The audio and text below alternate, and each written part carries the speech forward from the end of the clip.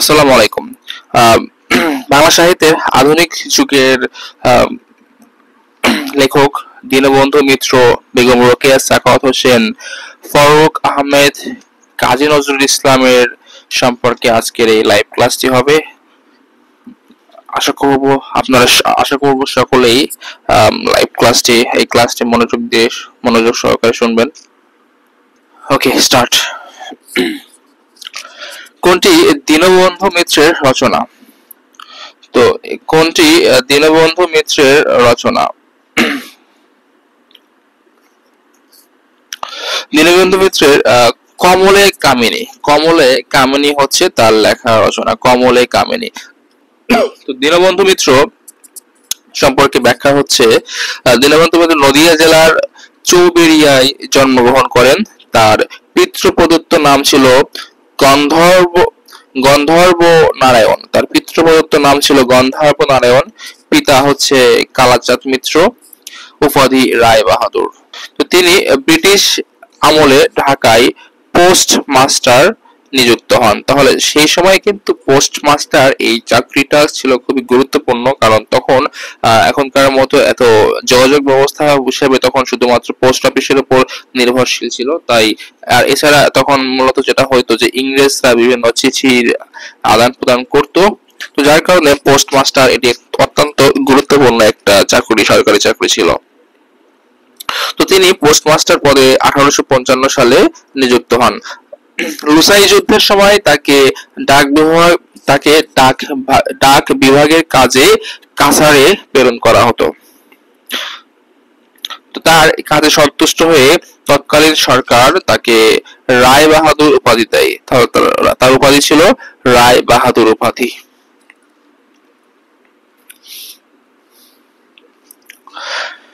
তো দীনবন্ধু মিত্র ছিলেন একজন প্রখ্যাত নাট্যকার। তিনি বাংলা ভাষায় প্রথম আর্থ সামাজিক বিষয়ে নাটক লেখেন। তাহলে তিনি হচ্ছে বাংলা বিষয়ে সর্বপ্রথম আর্থ সামাজিক নাটক লেখেন। তার রচিত নাট্যগ্রন্থ সমূহ, প্রথমে হচ্ছে নীল দর্পণ, সবচেয়ে গুরুত্বপূর্ণ এটা নীল দর্পণ। নীল দর্পণ নাটকটি 1860 সালে, এটাও পরীক্ষাতে আসে, তো এটা 1860 সালে তিনি হচ্ছে লেখেন। এরপরে নবীন তপস্বিনী, তার ঠিক 3 বছর পরে 1863 সালে তিনি এটা লেখেন। এরপরে কমলে কামিনী নাটকটি তিনি আরো 10 বছর পরে 1874 সালে, এবং সর্বশেষ লীলাবতী। এখানে মনে রাখার একটা টেকনিক হচ্ছে নীল দর্পণ, নবীন, কমলে, লীলাবতী। অর্থাৎ নীল নকল থেকে এটা হবে নীল, এই নীল থেকে নীল, নকল হচ্ছে নতে হচ্ছে নবীন, আর কতে হচ্ছে কমলে, লতে লীলাবতী। তো এই নকল, নীল নকল, এটা মনে রাখলেই আমরা তার যে 4টা নাটক ছিল, বিখ্যাত নাটক ছিল, এটা সম্পর্কে আমরা খুব ভালোভাবে জানতে পারবো। অর্থাৎ নীল নকল, নীল দর্পণ, নবীন তপস্বিনী, কমলে কামিনী, লীলাবতী। তো দীনবন্ধু মিত্রের প্রহসন কোনটি? তার প্রহসন হচ্ছে বিয়ে পাগলা বুড়ো। এটি তার প্রহসন, বিয়ে পাগলা বুড়ো। ওকে, এরপর আমরা আরো কিছু প্রহসন সমূহ দেখব। তার প্রহসন সমূহের মধ্যে ছিল হচ্ছে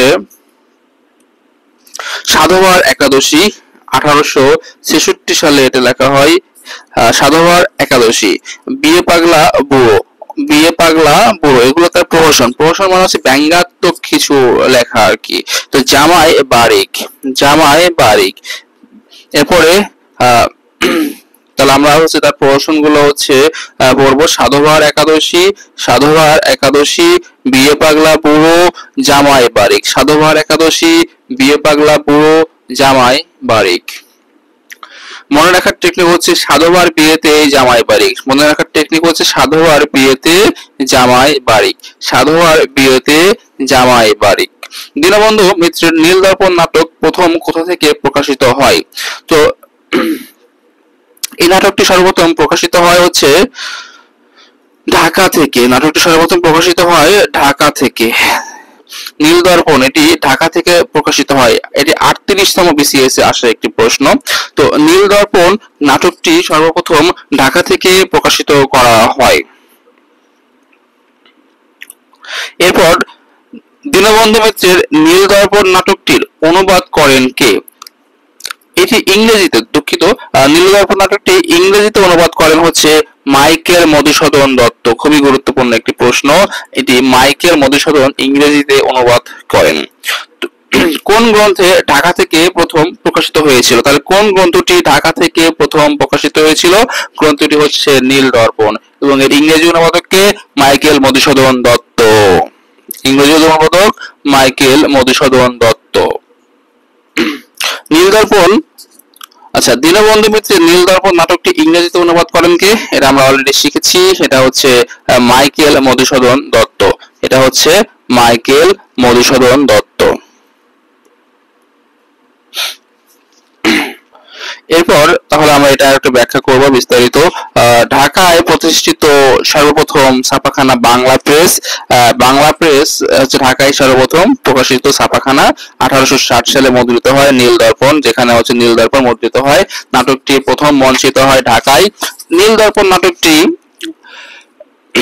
রেভারেন্ড জেমস লং এর প্রকাশনায় 1861 সালে মাইকেল মধুসূদন দত্ত এর নেটিভ ছন্দ নামে তিনি দ্য ইন্ডিগো প্লান্টিং মিরর, অর্থাৎ এই নীল দর্পণ নাটকটির ইংরেজি অনুবাদ করেন মাইকেল মধুসূদন দত্ত এবং যার ইংরেজিতে নাম দেওয়া হয় দ্য ইন্ডিগো প্লান্টিং মিরর।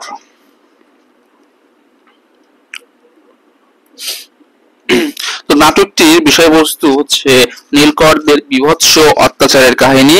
এতে কুষ্টিয়া মেহেরপুর অঞ্চলে নাটক নীলকরদের অত্যাচার এবং এই কাহিনী বর্ণিত হয়েছে নাটকটিতে।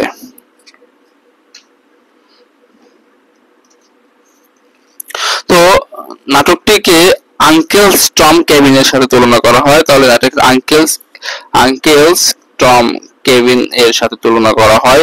নীল দর্পণ নাটকটির প্রধান চরিত্র হচ্ছে নীল মাধব। তো এটার প্রধান চরিত্র হচ্ছে নীল মাধব। এই প্রশ্নটা আমাদের মানে পরবর্তী বিসিএস এর জন্য খুবই ইম্পর্টেন্ট, নীল মাধব। তো এরপর আমরা আসবো বেগম রোকেয়া সাখাওয়াত হোসেন এর সম্পর্কে। তো ইতিমধ্যে আমাদের বিসিএস এ আসা দীনবন্ধু মিত্রের সকল প্রশ্ন ব্যাখ্যা সহ আমরা সমাধান করেছি। এবার বেগম রোকেয়া সাখাওয়াত হোসেনের সম্পর্কে বিসিএস এ আসা সকল প্রশ্ন, এখন পর্যন্ত যতগুলো প্রশ্ন এসেছে বেগম রোকেয়া সাখাওয়াত হোসেন সম্পর্কে, সকল প্রশ্ন আমরা ব্যাখ্যা সহ উত্তর করব। তো মুসলিম নারী জাগরণের অগ্রদূত কে? খুবই কমন একটা প্রশ্ন, বেগম রোকেয়া সাখাওয়াত হোসেন। তো বেগম রোকেয়া সাখাওয়াত হোসেন তিনি মূলত রংপুর জেলায় জন্মগ্রহণ করেন। রংপুর জেলার মিঠাপুকুর উপজেলার পায়রাবন্দ গ্রামে জমিদার পরিবারে তার জন্মগ্রহণ করা হয়। তো এখানে একটা গুরুত্বপূর্ণ বিষয় হচ্ছে তার জন্ম তারিখ এবং মৃত্যু তারিখ একই, এবং সেটা 9 ডিসেম্বর। তিনি যে তারিখে জন্মগ্রহণ করেছেন ঠিক সেই তারিখে তিনি মৃত্যুবরণ করেছেন, এবং সেই তারিখটা হচ্ছে 9 ডিসেম্বর 1880 খ্রিস্টাব্দ থেকে 1880 সালে তিনি জন্মগ্রহণ করেন এবং 1932 সালে তিনি মারা যান। তার জন্ম মৃত্যু 9 ডিসেম্বর হওয়ার কারণেই এই 9 ডিসেম্বরকে বলা হয় হচ্ছে রোকেয়া দিবস। তো তার পিতার নাম ছিল জহিরুদ্দিন মোহাম্মদ আবু আলী হায়দার সাবির। বেগম রোকেয়া সাখাওয়াত হোসেনকে অভিহিত করা হয় বাংলা মুসলিম নারী জাগরণের অগ্রদূত হিসাবে। তিনি বাংলা সাহিত্যের প্রথম নারীবাদী লেখক। তাহলে প্রথম নারীবাদী লেখককে বেগম রোকেয়া সাখাওয়াত হোসেন, তিনি প্রথম নারীবাদী লেখক।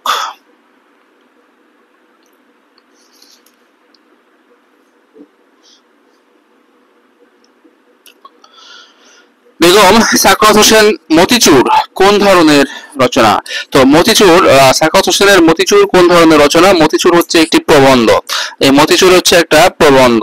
তো বেগম রোকেয়া সাখাওয়াত হোসেন এর রচনা কোনটি? এখানে অপশন হচ্ছে ভাষা ও সাহিত্য, আয়না, লাল সালু, অবরোধ বাসিনী। উত্তর হচ্ছে অবরোধ বাসিনী। এটা আমরা খুব সবাই কম বেশি জানি। তো আমরা এখন বেগম রোকেয়ার সাখাওয়াত হোসেনের প্রবন্ধ সম্পর্কে আমরা একটু বিস্তারিত জানবো, তার কি কি প্রবন্ধ তিনি লিখেছেন। তো মতিঝুর হচ্ছে লেখকের হচ্ছে প্রথম, এই লেখিকার হচ্ছে প্রথম, অর্থাৎ বেগম রোকেয়ার প্রথম গ্রন্থ। তো এখানে সৌরজগৎ, ডেলিসিয়া হত্যা, জ্ঞানফল, নারী সৃষ্টি, নার্স নেলি প্রভৃতি রূপকথার গল্প মতিঝুর প্রবন্ধ গ্রন্থের দ্বিতীয় খণ্ডে রয়েছে। তাহলে এখানে মূলত সৌরজগৎ, ডেলিসিয়া হত্যা, জ্ঞানফল, নারী সৃষ্টি, নার্স নেলি প্রভৃতি রূপকথার গল্প মতিঝুর প্রবন্ধে উল্লেখ করা হয়েছে। তার শ্রেষ্ঠ গ্রন্থ হচ্ছে অবরোধবাসিনী, এটা হচ্ছে তার শ্রেষ্ঠ গ্রন্থ অবরোধবাসিনী। তো লেখিকার শ্রেষ্ঠ গ্রন্থ হচ্ছে অবরোধবাসিনী। এটি একটি নকশাধর্মী গ্রন্থ, গদ্য গ্রন্থ। এটা প্রশ্ন হতে পারে এটা কোন ধরনের গদ্য গ্রন্থ? এটি একটি নকশাধর্মী গদ্য গ্রন্থ। এরপরে তার সর্বশেষ প্রবন্ধ হচ্ছে নারীর অধিকার। তো নারীর অধিকার লেখকের সর্বশেষ রচনা, এটা হচ্ছে শেষ রচনা। রোকেয়া সাখাওয়াত হোসেন রচিত গ্রন্থ কোনটি? গ্রন্থ হচ্ছে পদ্মরাগ, তার লেখা হচ্ছে পদ্মরাগ। এই পদ্মরাগ হচ্ছে তার লেখা। এখন পদ্ম পোখরা এটা হচ্ছে কাজী নজরুল ইসলামের লেখা। পদ্মাবতী এটা হচ্ছে কবি আলাওলের লেখা। তো আমাদের এটা ভালোভাবে মনে রাখতে হবে যে পদ্মরাগ নবনূর পত্রিকায় এটা সর্বপ্রথম প্রকাশিত হয়, নবনূর পত্রিকায়। এই সকল পত্রিকায় মিসেস আর এস হোসেন নামে লেখা হতো। এটি মিসেস আর এস হচ্ছে রোকেয়া, এস হচ্ছে সাখাওয়াত হোসেন। তো মিসেস আর এস হোসেন নামে লেখা হতো নবনূর পত্রিকায়। এটা কিন্তু আবার কাজী নজরুল ইসলামের নবযুগ নয়, এটা হচ্ছে নবনূর। এরপরে তার লেখা হচ্ছে সুলতানার স্বপ্ন, যেটা আমরা বলি ইংরেজিতে সুলতানাস ড্রিম।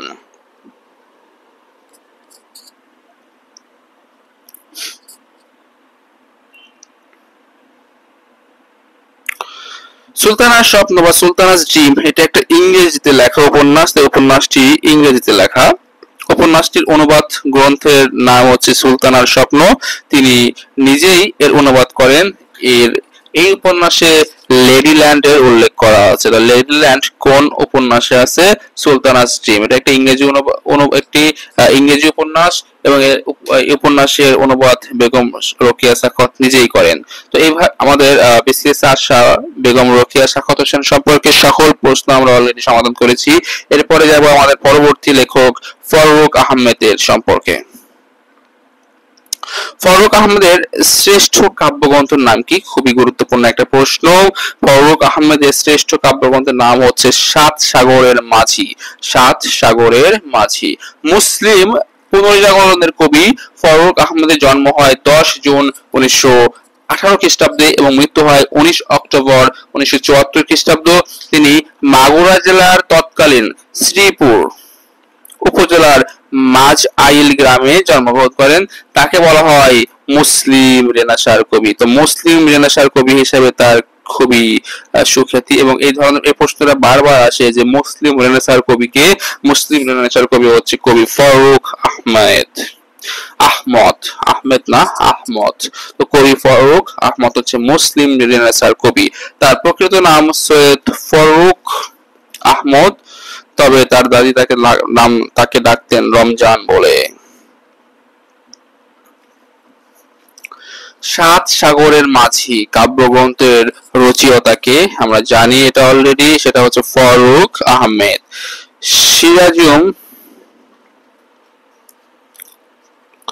সিরাজাম মুনিরা কাব্যের রচয়িতাকে? সিরাজাম মুনিরা কাব্যের রচয়িতা ফররুখ আহমেদ। সিরাজাম মুনিরা কাব্যের, এটা একটা কাব্যগ্রন্থ, এটা একটা কাব্যগ্রন্থ। এই কাব্যগ্রন্থের রচয়িতা ফররুখ আহমেদ। সিরাজাম মুনিরা কাব্যের রচয়িতার নাম হচ্ছে ফররুখ আহমেদ। ফররুখ আহমেদের কাব্যগ্রন্থ আমরা সম্পর্কে একটু বিস্তারিত জানবো। ফররুখ আহমেদ সাত সাগরের মাঝি তার সর্বশ্রেষ্ঠ। এটি 1944 সালে তিনি এই কাব্যগ্রন্থ রচনা করেন। এরপরে নৌফেল ও হাতেম, এটা একটা কাব্যনাট্য।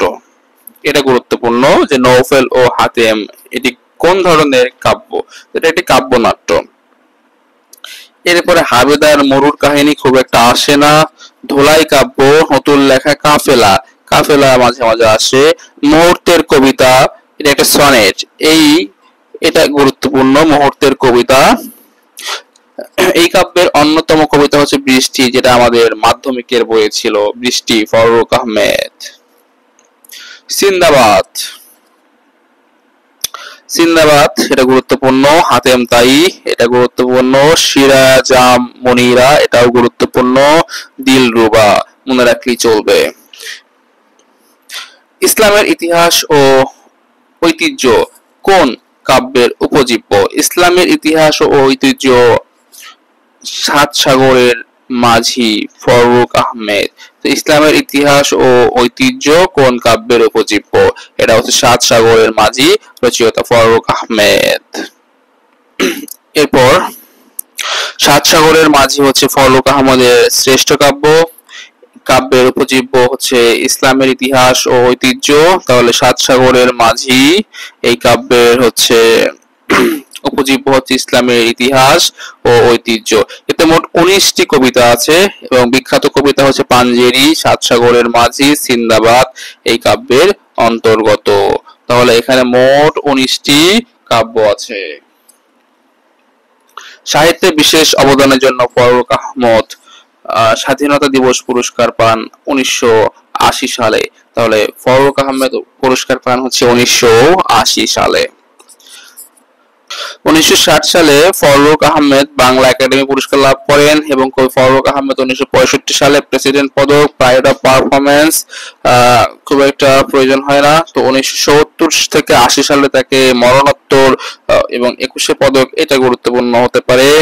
তিনি 21শে পদক এবং স্বাধীনতা পুরস্কার পেয়েছেন 1977 এবং 1980 এবং সেটা মরণোত্তর ছিল। আচ্ছা, এরপরে আমরা যাব হচ্ছে কবি, আমাদের জাতীয় কবি কাজী নজরুল ইসলামের। আমাদের ফারুক আহমেদ সম্পর্কে বিসিএস আসা সকল ধরনের প্রশ্ন আমরা সমাধান করেছি।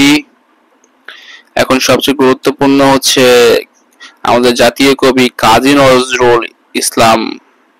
আমরা এখন কাজী নজরুল ইসলামের সম্পর্কে জানব। তো কাজী নজরুল ইসলাম তিনি মূলত 1899 সালে 11ই জ্যৈষ্ঠ 1306 বঙ্গাব্দ এবং 1899 সালে তিনি 25শে মে মতান্তরে 24শে মে জন্মগ্রহণ করেন এবং বাংলার গুরুত্বপূর্ণ এখানে 11ই জ্যৈষ্ঠ 1306, 11ই জ্যৈষ্ঠ 1306। এখন এখান থেকে একটা প্রশ্ন হচ্ছে যে এত কিছু কি মনে রাখা সম্ভব? আমি এখানে বলে রাখি যে বাংলা এবং ইংরেজিতে যদি সাল জানা থাকে তাহলে বাংলা সালটা বের করা সম্ভব। সেটা কিভাবে?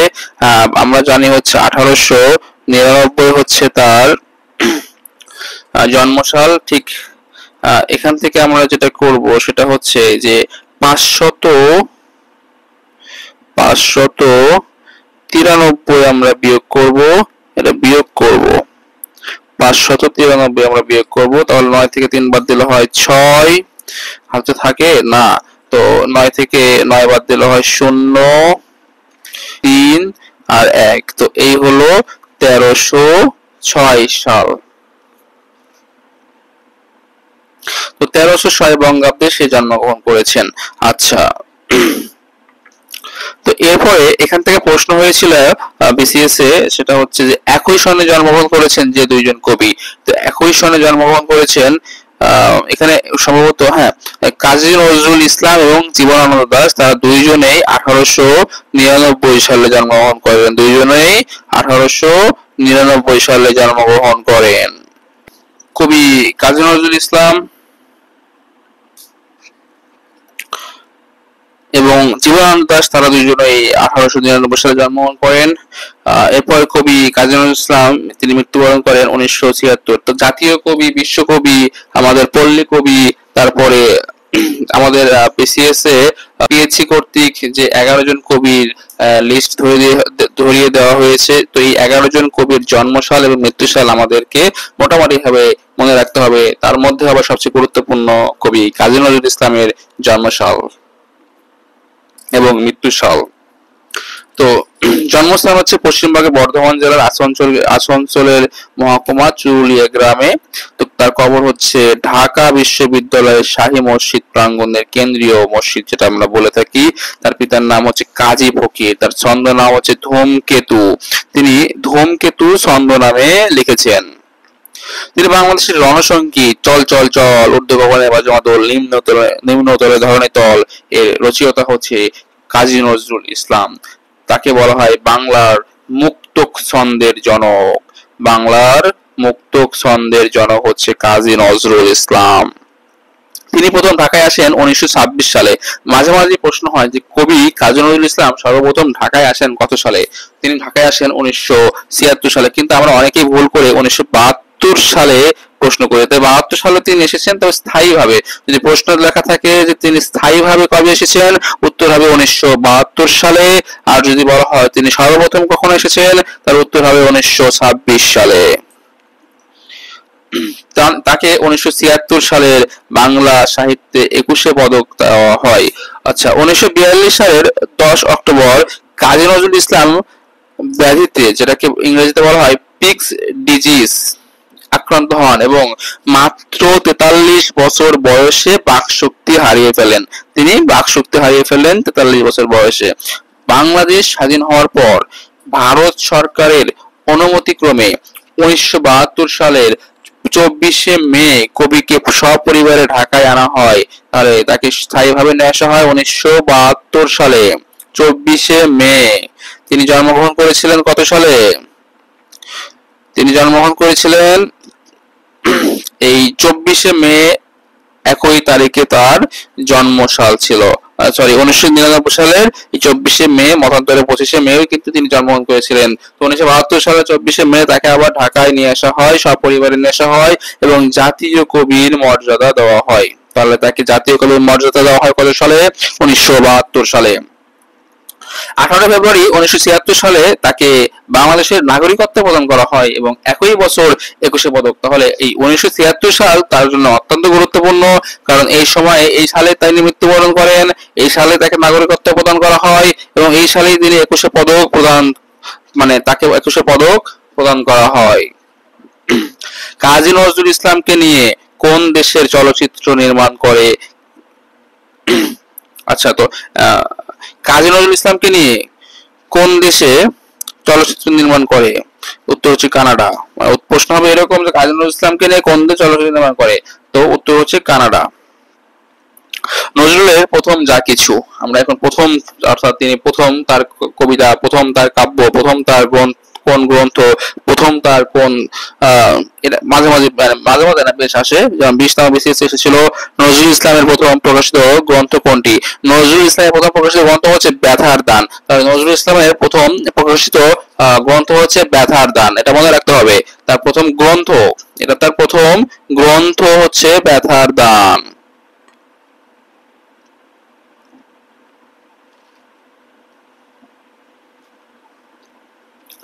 আচ্ছা, পরবর্তী স্লাইডে যাব।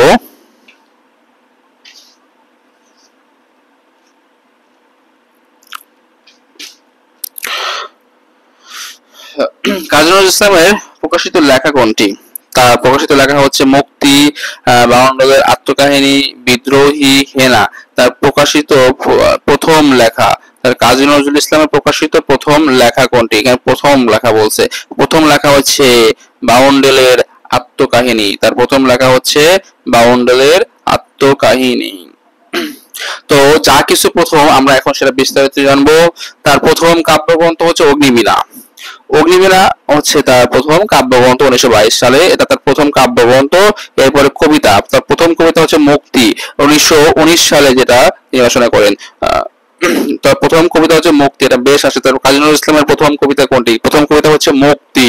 বাঁধনহারা হচ্ছে প্রথম উপন্যাস, প্রথম উপন্যাস হচ্ছে বাঁধনহারা। এরপর নাটক হচ্ছে ঝিলিমিলি। প্রবন্ধ তুর্কি মহিলার ঘোমটা খোলা।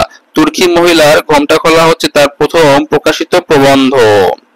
এরপরে প্রবন্ধ গ্রন্থ যেটা যুগবাণী, যুগবাণী হচ্ছে তার প্রথম প্রকাশিত প্রবন্ধ গ্রন্থ 1922 সালে তিনি এটা রচনা করেন। এরপরে গল্প বাউন্ডুলের আত্মকাহিনী, আমরা একটু আগে এটা প্রশ্ন এসেছিল 20তম বিসিএস এ, তার প্রথম প্রকাশিত গল্প কোনটা?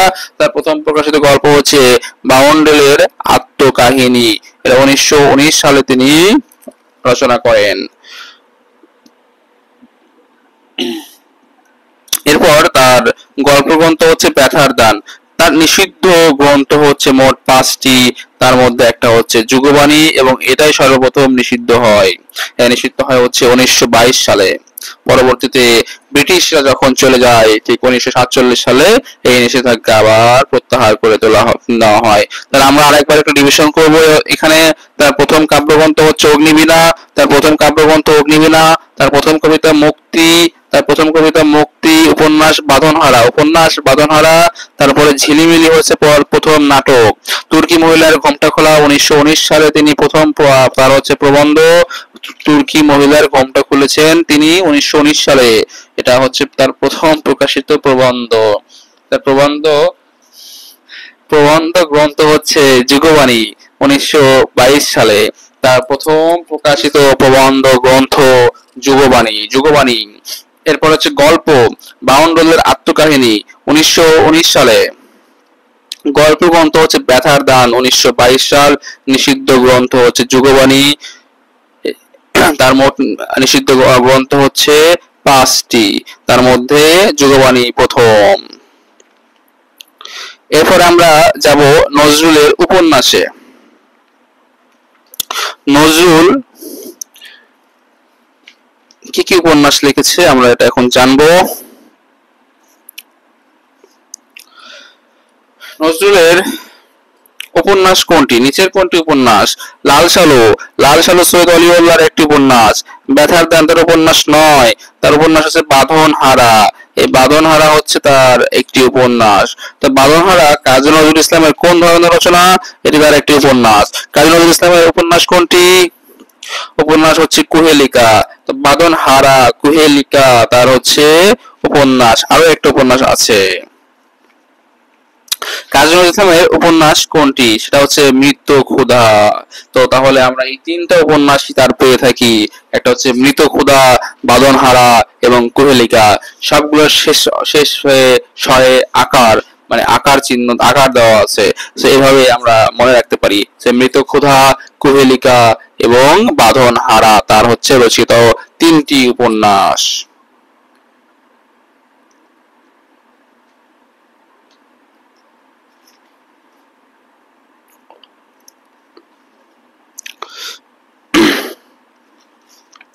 আমরা প্রত্যেকটা উপন্যাস এখন বিস্তারিত একটু জানবো, কে কোন চরিত্রে ছিল, কারণ এখন প্রশ্ন আমাদের আরো ডিটেইলস ভিতর থেকে পড়তে হয়। বাঁধনহারা কাজী নজরুল ইসলাম রচিত প্রথম উপন্যাস, এটি হচ্ছে তার প্রথম উপন্যাস। তাহলে এটা হচ্ছে তার প্রথম উপন্যাস হচ্ছে বাঁধনহারা। এটি বাংলা সাহিত্যের প্রথম পত্র উপন্যাস। তাহলে বাংলা সাহিত্যের প্রথম পত্র উপন্যাসের রচয়িতা হচ্ছে নজরুল এবং যার নাম হচ্ছে বাঁধনহারা। তো এটা একটা পত্র উপন্যাস, এখানে 18টি পত্র অন্তর্ভুক্ত করা হয়েছে। তাহলে এই উপন্যাসে মোট 18টি পত্র, এই পত্র দ্বারাই এই বাঁধনহারা উপন্যাসটা রচনা করা হয়েছে এবং এখানে মোট 18টা পত্র ছিল। এর চরিত্র, প্রধান চরিত্রগুলো হচ্ছে নুরুল হুদা, রবিউল, রাবেয়া, মনু, মাহবুবা, সোফিয়া। তো আমাদের এখানে মনে রাখতে হবে তার পত্র উপন্যাস কোনটি এবং তার পত্র উপন্যাস, বাংলা সাহিত্যের প্রথম পত্র উপন্যাস কোনটি এবং কাজী নজরুল ইসলামের রচিত প্রথম উপন্যাস কোনটি। সবগুলোর উত্তর একটাই এবং সেটা হচ্ছে বাঁধনহারা। সো মোস্ট ইম্পর্টেন্ট একটা প্রশ্ন, বাঁধনহারা। এবং এখানে চরিত্র রয়েছে নুরুল হুদা, রবিউল, রাবিয়া, মনু, মাহবুবা এবং সোফিয়া।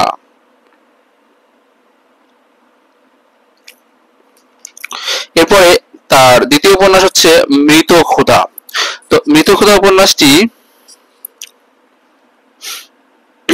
নজরুলের দ্বিতীয় উপন্যাস। এতে কৃষ্ণনগরের চাঁদ সড়কের বস্তি এলাকার দরিদ্র হিন্দু, মুসলিম এবং খ্রিস্টান সম্প্রদায়ের দুঃখ দুর্দশা, কষ্টে ভরা জীবন এবং বিপ্লবী চেতনার চিত্র ফুটে উঠেছে। চরিত্র হচ্ছে প্যাকালে, রবি, আনসার। তাহলে তার প্রথম যে উপন্যাস ছিল বাঁধনহারা, সেখানে চরিত্র ছিল রাবেয়া, মন্নু, মাহবুবা, নুরুল হুদা, সফিয়া, এবং তার পরবর্তী দ্বিতীয় উপন্যাসে মৃত খোদার চরিত্র হচ্ছে প্যাকালে, রবি, আনসার। তো এখানে মূল বিষয়টা হচ্ছে তার গরিব দরিদ্র যে হিন্দু, মুসলমান এবং খ্রিস্টান সম্প্রদায়ের মানুষ আছে, তাদের দরিদ্র বা কষ্টে ভরা জীবন এবং বিপ্লবী চেতনা তিনি ফুটে তুলেছেন। এরপর তার সর্বশেষ যে উপন্যাসটি সেটা হচ্ছে কুহেলিকা। তো কুহেলিকা উপন্যাসে তিনি সশস্ত্র বিপ্লবের একটা পটভূমিতে লিখিত হয়েছে এই উপন্যাসটি। তাহলে এটা হচ্ছে একটা অস্ত্র শস্ত্র বিপ্লবের পটভূমি নিয়ে রচিত হয়েছে। তো উপন্যাসটি কলকাতা থেকে প্রকাশিত মাসিক নওরোজ পত্রিকায় প্রথম প্রকাশিত হয়। মাসিক নওরোজ পত্রিকায় প্রথম প্রকাশিত হয় এবং পরবর্তীতে নওরোজ পত্রিকা বন্ধ হলে সওগাত পত্রিকায় ধারাবাহিকভাবে প্রকাশিত হয়। তার পরবর্তীতে যখন এই মাসিক নওরোজ পত্রিকা বন্ধ হয়ে যায় এবং তারপরে এটি সওগাত পত্রিকায় ধারাবাহিকভাবে প্রকাশিত হয় এবং এর প্রধান চরিত্র তাহমিনা এবং জাহাঙ্গীর। এটা আমাদের জন্য খুবই গুরুত্বপূর্ণ, এই চরিত্র তাহমিনা এবং জাহাঙ্গীর। তো আমরা নজরুলের উপন্যাস শেষ করেছি, এখন আমরা নজরুলের নাটকে যাব। আলিয়া ঝিলিমিলি রঙের শাড়ি পরে মধুমালাকে নিয়ে পুতুলের বিয়েতে গেল, বা ঝিম আপু। আমরা এই দুইটা লাইন মনে রাখবো। তার মধ্যে সবচেয়ে আমার কাছে সহজ লাগে ঝিম আপু। তো ঝিম আপুর ঝিতে ঝিলিমিলি, ঝিলিমিলি নাটকটি তিনি 1930 সালে রচনা করেছেন এবং মতে হচ্ছে মধুমালা। মধুমালা নাটকটি হচ্ছে 1960 সালে এবং আপুর আতে হচ্ছে আলিয়া। আলিয়া নাটকটি হচ্ছে একটা গীতি নাট্য। এটা একটা গীতি নাট্য, এটা খুব গুরুত্বপূর্ণ। আলিয়া নাটকটি কেমন নাটক? এটা একটি গীতি নাট্য। তারপরে পুতে হচ্ছে পুতুলের বিয়ে হয় 1933 সালে। পুতুলের বিয়ে হয় 1933 সালে, অর্থাৎ পুতুল এর বিয়ে নাটকটি তিনি 1933 সালে রচনা করেন। তাহলে ঝিম আপু বা আলিয়া ঝিলিমিলি রঙের শাড়ি পরে মধুমালাকে নিয়ে পুতুলের বিয়েতে গেল। আলিয়া ঝিলিমিলি রঙের শাড়ি পরে মধুমালাকে নিয়ে পুতুলের বিয়েতে গেল ঝিম আপু।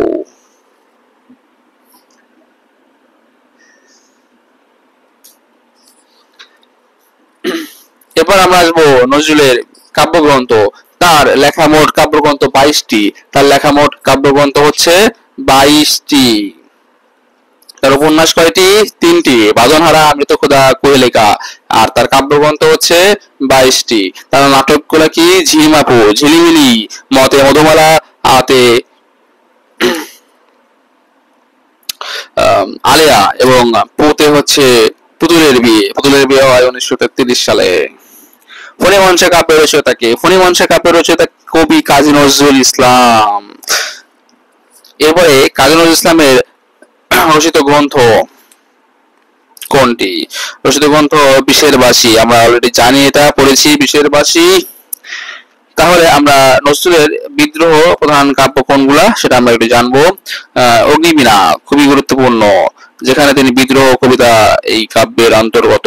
এখানে মোট 14টি কবিতা আছে, দুঃখিত 13টি। তো বিষের বাসি তা হচ্ছে বিদ্রোহ মূলক একটি কাব্য। ভাঙার গান নিষিদ্ধ হয়েছিল সাম্যবাদী, সর্বহারা, ফণিমঞ্চা। কাজী নজরুল ইসলামের অগ্নিবীণা কাব্যের প্রথম কবিতা কোনটি? প্রলয় উল্লাস। আর দ্বিতীয় কবিতা হচ্ছে বিদ্রোহী। তাহলে এই অগ্নিবীণা কাব্যের প্রথম হচ্ছে কবিতা প্রলয় উল্লাস, আজ সৃষ্টি সুখের উল্লাসে। অগ্নিবীণা কাব্যগ্রন্থে সংকলিত প্রথম কবিতা কোনটি? প্রলয় উল্লাস। অগ্নিবীণা হচ্ছে প্রলয় উল্লাস। কোন কবিতা রচনার জন্য কাজী নজরুল ইসলামের অগ্নিবীণা কাব্য নিষিদ্ধ হয়? আচ্ছা, এইটা আমাদের একটু ব্যাখ্যায় আমরা যাব।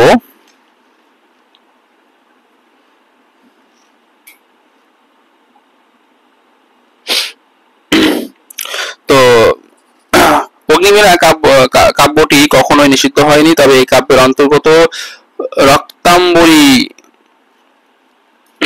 মা কবিতাটি বাজেয়াপ্ত করা হয়। রক্তাম্বর ধারণী মা কবিতাটি বাজেয়াপ্ত করা হয়। নিচের কোন কাব্য নজরুল ইসলামের উদার নৈতিক এবং ঐতিহ্য ভাবনার ধারক? তাহলে নিচের কোনটি উদার নৈতিক এবং ঐতিহ্য ভাবনার ধারক? এটা হচ্ছে অগ্নিবীণা। অগ্নিবীণা সম্পর্কে আমরা ব্যাখ্যাটা পড়ি।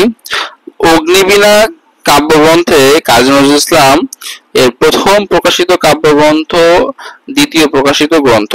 তো অগ্নিবীণা কাব্যগ্রন্থ কাজী নজরুল ইসলামের প্রথম প্রকাশিত কাব্যগ্রন্থ, কিন্তু দ্বিতীয় প্রকাশিত গ্রন্থ।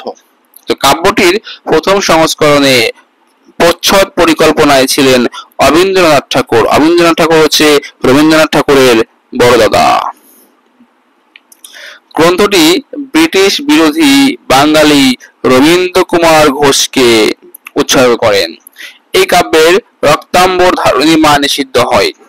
তাহলে এটা আমাদের জন্য গুরুত্বপূর্ণ যে তার মানে এই কাব্যের রক্তাম্বর ধারণী মা এটি হচ্ছে নিষিদ্ধ হয় বা বাজেয়াপ্ত হয়। প্রথম বিশ্বযুদ্ধের পর পৃথিবীর অবক্ষয় এবং ভারতের স্বাধিকার আন্দোলনের পটভূমিতে কাব্যটি রচনা করেন কাজী নজরুল ইসলাম। এটি ইসলামের উদার নৈতিক এবং ঐতিহ্য ভাবনার ধারক। কবিতা মোট হচ্ছে 12টি। তাহলে এখানে মোট কবিতা আছে 12টি। প্রথম হচ্ছে প্রলয় উল্লাস, দ্বিতীয় হচ্ছে বিদ্রোহ, এরপরে রক্তাম্বর ধারণী, মূলত এটাই নিষিদ্ধ হয়, রক্তাম্বর ধারণী মা, আগমনী, ধূমকেতু, কামাল পাশা, আনোয়ার পাশা, এরা মূলত তুরস্কের শাসকদের নিয়ে তিনি লিখেছেন, কারণ তখন তুর্কি শাসকের একটা বিভাজন ঘটে এবং সেইখানে হচ্ছে পুরো টার্কি সাম্রাজ্যটাই ভেঙে যায়। তো রণভেরি, সাত ইল আরব, খেয়া পারের তরুণী, কোরবানি, মহরম, এটা হচ্ছে শেষ কবিতা। এটা মাঝে মাঝে আসে যে মহরম তার কোন কাব্যের অন্তর্গত? তাহলে তার কোন কাব্যের অন্তর্গত মহরম? এটি হচ্ছে অগ্নিবীণা কাব্যের অন্তর্গত। তাহলে অগ্নিবীণাতে মোট কবিতা আছে 12টি। অগ্নিবীণাতে মোট কবিতা আছে 12টি। এখানে সর্বপ্রথম যে কবিতা সেটার নাম হচ্ছে প্রলয় উল্লাস। সর্বপ্রথম কবিতার নাম হচ্ছে প্রলয় উল্লাস এবং সর্বশেষ কবিতার নাম হচ্ছে মহরম। এরপরে আসবো অগ্নিবীণা কাব্যে প্রকাশিত প্রথম কবিতা কোনটি? আমরা পড়েছি প্রলয় উল্লাস। প্রথম কবিতা হচ্ছে প্রলয় উল্লাস। এরপর বিদ্রোহী কবিতা কোন কাব্যের অন্তর্গত? এটাও পড়েছি অগ্নিবীণা। তো অগ্নিবীণা কাব্যের সর্বাধিক জনপ্রিয় কবিতা হচ্ছে বিদ্রোহ। বিদ্রোহ কবিতার জন্য প্রথমে তাকে বিদ্রোহের কবি বলা হয়, পরে বিদ্রোহী কবি বলা হয়। তাহলে এটি প্রথম সাপ্তাহিক বিজলি পত্রিকায় ছাপানো হয়। বিদ্রোহ কবিতার মূল বিষয়বস্তু ছিল স্বরাজ প্রতিষ্ঠা, মানে নিজ রাষ্ট্র প্রতিষ্ঠা করা।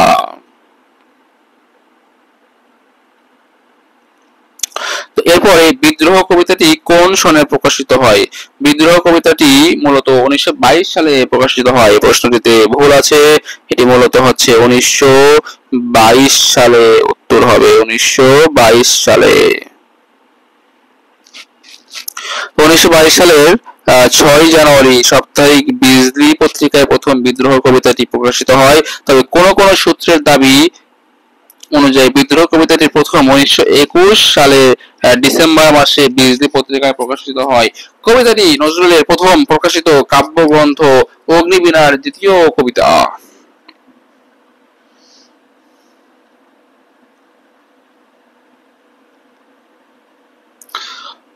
তাহলে আমরা নজরুলের অন্যান্য কাব্যগ্রন্থ সম্পর্কে একটু জানবো এখন।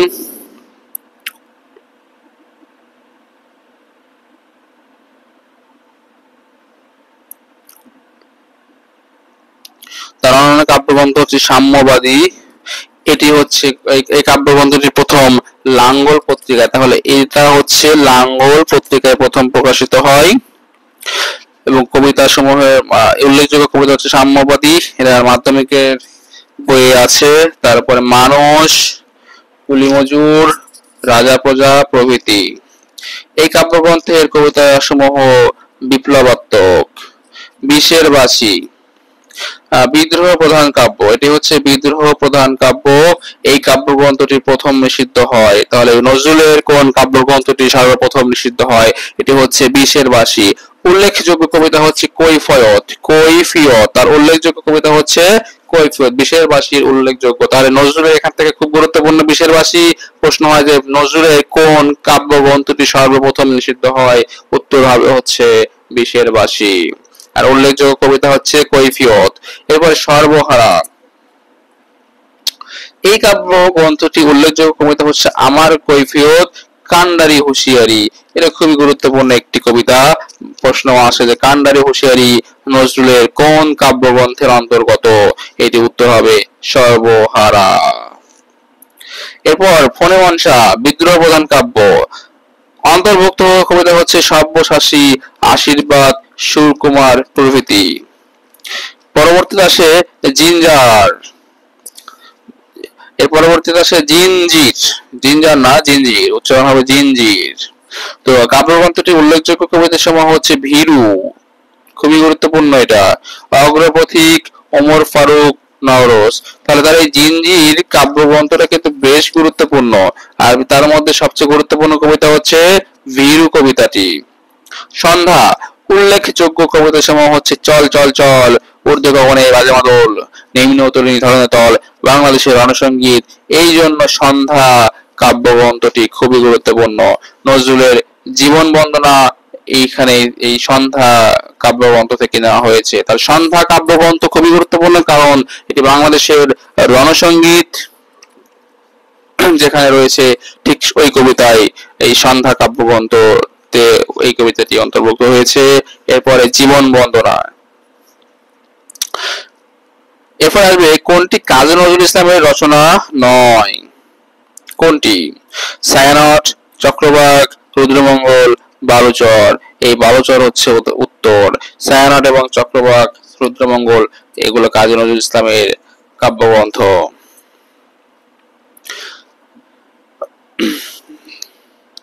তাহলে কাজী নজরুল ইসলামের আমরা শুধু জানি যে তিনি শুধু বিদ্রোহ কবি, কিন্তু আসলে সত্য নয়, তিনি কিন্তু প্রেমেরও কবি বটে।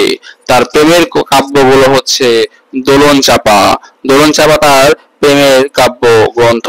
এরপরে পূবের হাওয়া, পূবের হাওয়ায় দুলছে মন, তাই কবিতা, তাই কাজী নজরুল ইসলাম কবিতা লিখেছে পূবের হাওয়াতে। শেষ সওগাত, শেষ সওগাত তার একটি প্রেমের কবিতা। সিন্ধু হিন্দোল, মনের মধ্যে হিন্দোল তোলে, সমুদ্রের সাগরে যেরকম ঢেউ তোলে ঠিক মনের মধ্যে সিন্ধুর হিন্দোল ওঠে, ঢেউ তোলে। ছায়ানট, চক্রবাক, এগুলো হচ্ছে কাজী নজরুল ইসলামের প্রেমের কবিতা। দারিদ্র, দারিদ্র কবিতাটি নজরুল ইসলামের কোন কাব্যের অন্তর্গত? এটি সিন্ধু হিন্দোল কাব্যের অন্তর্গত। এরপর আমরা আসবো দোলন চাপা। কবি জেলে থাকা অবস্থায় 21টি কবিতার সমন্বয়ে দোলন চাপা কাব্যগ্রন্থটি প্রকাশিত হয়। উল্লেখযোগ্য কবিতা সমূহ হচ্ছে আজ সৃষ্ট সুখের উল্লাসে, বেলা শেষে, অবেলার ডাক, পূজারিনী, কবি রানী প্রভৃতি। দোলন চাপা হচ্ছে কবি জেলে থাকা অবস্থায় 21টি কবিতায় সমন্বয়ে তৈরি হয়েছে। 21টি কবিতার সমন্বয়ে এই কাব্যগ্রন্থটি প্রকাশিত হয়। উল্লেখযোগ্য কবিতা সমূহ হচ্ছে আজ সৃষ্ট সুখের উল্লাসে, বেলা শেষে, অবেলার ডাক, পূজারিনী, কবি রানী প্রভৃতি। সিন্ধু হিন্দোল, উল্লেখযোগ্য কবিতা সমূহ হচ্ছে সিন্ধু, দারিদ্র, অভিযান, বাসন্তী, ফাল্গুনী, রাখি বন্ধন, বধূবরণ প্রভৃতি। তাহলে সিন্ধু হিন্দোল এর উল্লেখযোগ্য কবিতা হচ্ছে সিন্ধু, দারিদ্র, অভিযান, বাসন্তী, ফাল্গুনী। এর মধ্যে সবচেয়ে গুরুত্বপূর্ণ হচ্ছে দারিদ্র, সিন্ধু, ফাল্গুনী, রাখি বন্ধন। ছায়ানট, ছায়ানট হচ্ছে উল্লেখযোগ্য কবিতার, ছায়ানটের উল্লেখযোগ্য কবিতা হচ্ছে বিজয়িনী, চৈতি হাওয়া। এটা খুবই গুরুত্বপূর্ণ। চৈতি হাওয়া, চৈতি হাওয়া কাব্যটি হচ্ছে ছায়ানটের। এরপর বিদায় বেলা, বিদায় বেলা শেষের গান হচ্ছে ছায়ানটের অন্তর্গত। এরপর চিত্তনামা, চিত্তনামা কাব্যগ্রন্থের রচয়িতা কে? কাজী নজরুল ইসলাম। চিত্তনামা গুরুত্বপূর্ণ, আমাদের মনে রাখতে হবে এটি একটি জীবনী গ্রন্থ। বেশ কিছু জীবনী গ্রন্থ রয়েছে, সেগুলো হচ্ছে মরুভাস্কর, চিত্তনামা। তুমি আচ্ছা দুঃখিত, এটা চিত্তনামা মূলত এটা একটা কনফিউশনের প্রশ্ন। চিত্তনামা একটি কাব্যগ্রন্থ ন, কাব্যগ্রন্থ না, এটা হচ্ছে একটা জীবনী গ্রন্থ এবং এটা হচ্ছে মরুভাস্কর টাইপের। মরুভাস্কর এবং চিত্তনামা এই দুটা হচ্ছে একই। তো বিদ্রোহ প্রধান কাব্য হচ্ছে ঝিঙে ফুল, সাত ভাই চম্পা, নতুন চাঁদ, সঞ্চিতা, জিঞ্জির, ঝড় ইত্যাদি।